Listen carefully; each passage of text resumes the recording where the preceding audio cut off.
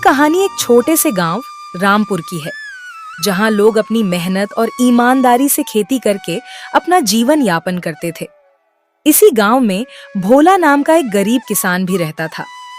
उसके परिवार में उसकी पत्नी और 2 बच्चे थे।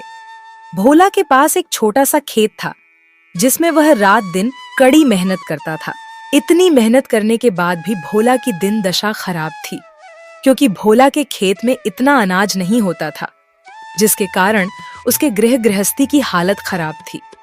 इसी के चलते एक दिन भोला अपनी पत्नी शोभा के साथ अपने खेत के लिए निकल पड़ता है और खेत देखने के लिए अपने खेत में पहुंच जाता है। अरे भाग्यवान, देखो इस साल फसल बिल्कुल नहीं हुई। बारिश न होने के कारण सब बर्बाद हो गया। अब हम बच्चों के स्कूल में दाखिले के लिए पैसे और घर की जरूरतों को कैसे पूरा करेंगे? हाँ जी, आप सही बोल रहे हो। इस बार तो इस फसल ने हमारे सारे सपने तोड़ दिए हैं। अब हम क्या करेंगे और क्या खाएंगे? अरे पता नहीं भगवान हमेशा हम जैसे गरीब किसानों का ही क्यों बुरा करते हैं। भला हम गरीब किसानों ने किसी का क्या बिगाड़ा है? अगर थोड़ी बारिश हो जाती तो हमारा भी जीवन थोड़ा अच्छे से कट जाता। पता नहीं भगवान किस जन्म की सजा दे रहे हैं। भोला और शोभा अपनी नष्ट हुई फसल की स्थिति पर चर्चा कर ही रहे थे। तभी गांव के कुछ लोग वहां से गुजर रहे थे और उन्होंने भी भोला की परेशानी सुनी और बोले, अरे भोला, इस मौसम की वजह से हम सभी लोग परे हैं। इस मौसम ने तो सबको धोखा दिया है, लेकिन हिम्मत मत हारो, कुछ ना कुछ रास्ता जरूर निकलेगा। भोला, तुम भगवान पर भरोसा रखो, एक दिन सब ठीक हो जाएगा। आप लोग सही कह रहे हो, लेकिन अब हमें कुछ तो करना पड़ेगा, वरना ऐसे में तो हम इस अकाल का सामना कैसे करेंगे? हाँ भाई, इस साल तुम नहीं बल्कि पूरा गांव परेशान है। पर क्या करें भाई, कुदरत के आगे किसी का जोर नहीं चलता। इस प्रकार थोड़ी देर बातचीत करने के बाद वह गांव वाले वहां से चले जाते हैं। अजी, आप एक काम कीजिए, हमारे खेत में पानी की कमी है और बारिश भी नहीं हुई है, तो आप किसी पड़ोसी किसान से पानी मांगकर देख लीजिए, शायद पानी मिल जाए। हम उन्हें फसल बेचने के बाद पैसे भी दे देंगे। चलो ठीक है, अब तुम घर जाओ, मैं उनसे मिलकर आता हूँ, देखता हूँ पानी की व्यवस्था होती है क्या। भोला अपनी पत्नी को घर भेजकर वह भी अपने पड़ोसी रघु के पास से पानी मांगने के लिए चला जाता है। रघु, मेरे भाई, मेरे खेत में पानी की बहुत कमी है, क्या तुम मुझे कुछ पानी दे सकते हो? मैं फसल बेचने के बाद पैसे लौटा दूंगा। भाई, बरसात ना होने की वजह से हमारी फसल नष्ट हो रही है। अरे भाई, मेरे खुद के खेत में कुआं होने के बावजूद भी पानी की कमी हो रही है। मैं तुम्हें पानी कैसे दे सकता हूँ? मुझे माफ करना भाई। देख लो भाई, अगर मेरी मदद कर सकते हो तो आपकी मेहरबानी होगी। मैं तुम्हारी जरूर मदद करता, लेकिन मैं खुद पानी की वजह से परेशान हूँ। चलो कोई बात नहीं रघु भाई, मैं आपकी मजबूरी समझता हूँ। ऐसा बोलकर भोला अपने घर वापस आ जाता है। क्या हुआ जी? कोई पड़ोसी पानी देने के लिए मान गए क्या? नहीं भाग्यवान, मैं रघु के पास गया था, लेकिन उसने मना कर दिया। बोल रहा था कि उसके पास भी पानी की कमी है। तो अब क्या होगा? हमारी फसल तो पूरी तरह से बर्बाद हो जाएगी। अब हमारे घर चलाने के तोड़े हो जाएंगे, और अब हम अपने बच्चों की परवरिश कैसे करेंगे और बच्चों की पढ़ाई कैसे होगी?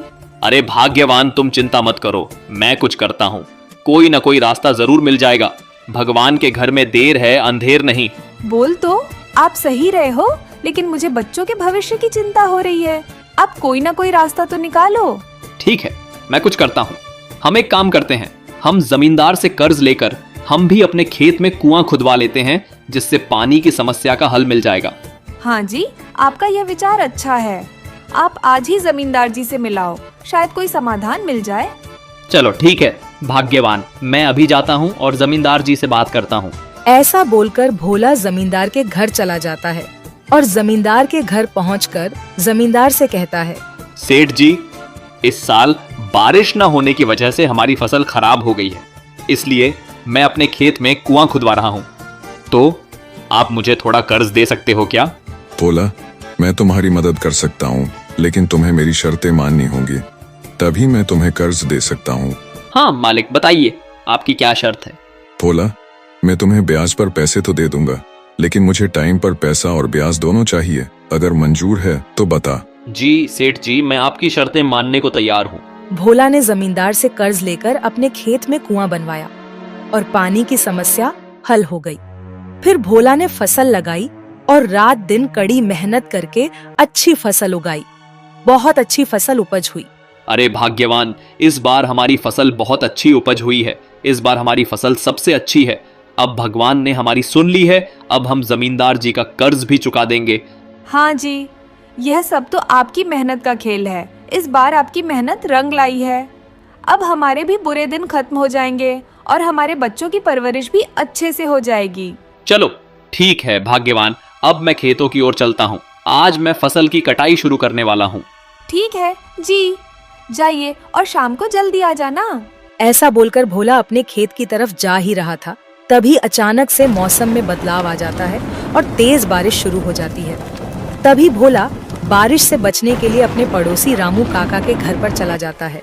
अरे रामू काका, ये क्या हुआ? ये मौसम तो ठंड का चल रहा है ना, फिर अचानक इतनी तेज बारिश कैसे हो गई?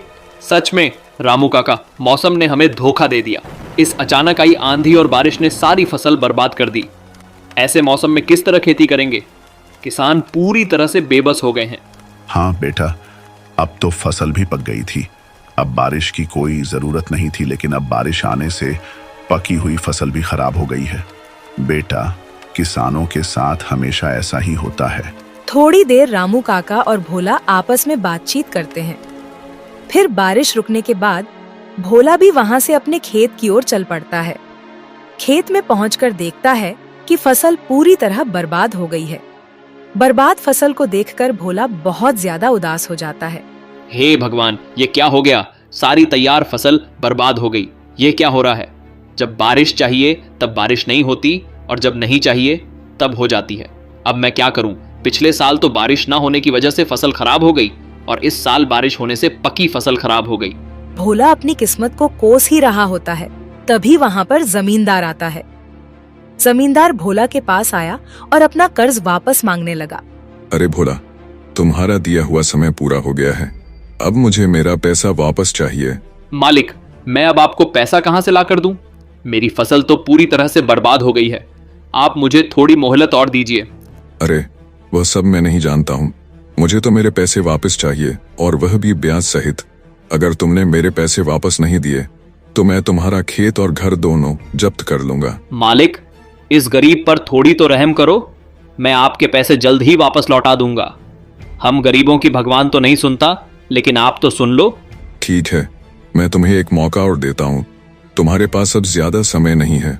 जल्द ही मेरा पैसा चुका, नहीं तो तुम्हें अपनी जमीन और घर से हाथ धोना पड़ेगा। जमींदार की धमकी से भोला बहुत परेशान हो गया और उसने खुदकुशी करने का विचार किया। अब मेरे पास मरने के अलावा कोई और रास्ता नहीं बचा है। मैं बच्चों के भविष्य के लिए कुछ भी नहीं कर पा रहा हूं। शायद मेरा अंत ही उनके लिए सही होगा। मेरा इस धरती पर रहना ही व्यर्थ है। मैं इसी कुएं में अपनी जान दे दूंगा। बात है। भोला खुद खुशी के लिए तैयार हो जाता है और वह अपने खेत के कुएं में कूदकर अपनी जान देने वाला था, लेकिन तभी उसे अपने बच्चों का ख्याल आता है। वह सोचता है कि अरे, मैं तो मर जाऊंगा, लेकिन मेरे मरने के बाद मेरे बच्चों का क्या होगा? और मेरी पत्नी तो जीते जी जाएगी, और मेरे मरने से सारा दुख और कर्ज बच्चों के ऊपर आ जाएगा। नहीं, मैं अपने बच्चों को इस तरह नहीं छोड़ सकता हूं। मरने से अच्छा है कि मैं उनके लिए संघर्ष करूं और उनके लिए इस कठिनाई का सामना करूं। फिर भोला उदास मन से अपने घर वापस आ जाता है। भोला की पत्नी भोला को उदास देखकर पूछती है, अज्जी, क्या हुआ? आज आप इतने उदास क्यों हो? क्या बात है जी? क्या बताऊं भाग्यवान, क्या बात है? फिर भोला ने जो कुछ भी हुआ वह सब अपनी पत्नी को बताया और फिर सब कुछ सुनने के बाद भोला की पत्नी कहती है, अजी, कोई बात नहीं। फसल तो अगले साल और हो जाएगी, लेकिन मरने से क्या होगा? अब हम सब मिलकर मेहनत करेंगे और जमींदार जी का कर्ज चुका देंगे। आप उदास मत हो, देखना अब की बार भगवान हमारी जरूर सुनेंगे। मुझे माफ करना भाग्यवान, मैं तुम्हारे लिए और अपने बच्चों के लिए कुछ भी नहीं कर पा रहा हूँ। लेकिन मैं क्या करूँ? मेरे दिन रात मेहनत करने के बाद भी मुझे कोई फल क्यों नहीं मिल रहा है? मुझे माफ करना। अजी, कोई बात नहीं। देखना, एक दिन हम भी खुशी खुशी रहेंगे। कुछ पाने के लिए पहले कुछ खोना पड़ता है। जी, तो आप उदास मत होएगा। भगवान के घर में देर है, अंधेर नहीं। बोल तो तुम सही रही हो भाग्यवान। पिताजी, अब हम भी खेत में आपकी सहायता करेंगे। अब हम बड़े हो गए हैं पिताजी, तो हमारा भी फर्ज बनता है कि संकट के समय में आपका साथ देना। नहीं बेटा, अभी तुम बच्चे हो, ये उम्र तुम्हारी पढ़ने लिखने और खेलने कूदने की है। नहीं पिताजी, सोनू सही बोल रहा है। हम स्कूल से वापस आते ही खेतों में आ जाया करेंगे और आपका काम में हाथ बटाएंगे। चलो ठीक है। भाग्यवान, इस साल भी हमारी फसल नष्ट हो गई है, लेकिन अब हमें कुछ तो करना पड़ेगा। तो इसीलिए मैं अपने बचपन के दोस्त रमेश के पास जाता हूँ। शायद रमेश कोई रास्ता निकाले। ठीक है जी, आप रमेश से मिलाओ, तब तक मैं खाना बना लेती हूँ और शाम को थोड़ा जल्दी आ जाना। ऐसा बोलकर भोला अपने बचपन के दोस्त रमेश के घर की तरफ जाने लगता है और फिर रमेश के घर पहुंचते ही, अरे आओ आओ भोला, आओ मेरे भाई, आज कैसे आना हुआ? बहुत दिनों बाद मिले हो। और बताओ तुम कैसे हो, और घर पर भाभी जी और बच्चे कैसे हैं? बस ठीक ठाक है भाई रमेश। भाई, पिछले 2 सालों से मुझे फसल भी नहीं हो रही है। कभी बारिश ना होने की वजह से तो कभी ज्यादा बारिश होने की वजह से फसल नष्ट हो जाती है। अब हम क्या करें भाई, तुम ही बताओ। अरे भोला मेरे भाई, मैं आपकी परेशानी समझता हूं, लेकिन हम किसान हैं तो खेती के अलावा और क्या कर सकते हैं भाई? तो तुम इस बार और खेती करके देख लो, शायद इस बार फसल अच्छी हो जाए। अरे भाई, मुझे तो नहीं लगता है कि अच्छी फसल हो जाएगी। तुम एक काम करो भाई, गांव की उत्तर दिशा वाला जो मेरा खेत है उस पर तुम खेती कर लो, और जो भी धान होगा वह सब तुम ले जाना। मेरे पास तो वैसे भी काफी जमीन है। नहीं भाई, ये अच्छा नहीं है। फिर तुम क्या करोगे? अरे तुम मेरे बड़े भाई जैसे हो, मैं तुम्हारी मुसीबत के समय में मदद ना करूंगा तो कब करूंगा? आज से वह खेत तुम्हारा है। धन्यवाद भाई, धन्यवाद। मैं आपका यह एहसान कभी नहीं भूलूंगा। अरे भाई, इसमें धन्यवाद की कोई बात नहीं है, तुम मेरे भाई जैसे हो। चलो ठीक है भाई, अब मैं चलता हूँ। शाम होने वाली है, पत्नी इंतजार कर रही होगी। भोला रमेश का शुक्रिया अदा करके अपने घर की ओर वापस आ जाता है और घर पहुंचकर, अजी आप आ गए, क्या हुआ? रमेश ने क्या कहा है? अरे भाग्यवान, रमेश ने उत्तर दिशा वाला खेत हमें दे दिया है और बोल रहा था कि ज्यादा खेत होगा तो फसल भी ज्यादा होगी। यह तो बहुत अच्छी बात है जी। इस बार हम 2 खेतों में खेती करेंगे तो अनाज भी ज्यादा होगा और जमींदार का कर्ज भी लौटा देंगे। यह तो सुरेश ने बहुत बड़ी मदद की है जी। हाँ भाग्यवान, हम कल से ही खेतों में काम करना शुरू कर देंगे, क्योंकि इस बार खेत ज्यादा हैं तो मेहनत भी बहुत ज्यादा करनी पड़ेगी। ठीक है जी, अब आप खाना खा लो, बहुत देर हो गई है। ठीक है भाग्यवान, खाना लगा दो। फिर भोला खाना खाने लगता है। खाना खाने के बाद भोला सो जाता है। फिर अगले दिन सुबह होते ही भोला अपने खेतों की ओर चल पड़ता है। पहले अपने खेत में जुताई का काम शुरू कर देता है और पूरे दिन काम करने के बाद खेत की पूरी बुवाई करके शाम होते ही अपने घर वापस आ जाता है। फिर अगले दिन सुबह होते ही भोला सुरेश के खेत में चला जाता है और बुवाई शुरू कर देता है। पूरे दिन कड़ी मेहनत करने के बाद भोला खेत की बुवाई कर देता है और एक चैन की सांस लेता है। फिर शाम होते ही वापस अपने घर आ जाता है। फिर कुछ दिन बाद बारिश आती है और अच्छी बारिश होने के कारण भोला की फसल भी बहुत ज्यादा अच्छी होती है। भोला उस फसल को बेचकर सारा कर्ज चुका देता है और खुशी खुशी अपना जीवन यापन करता है।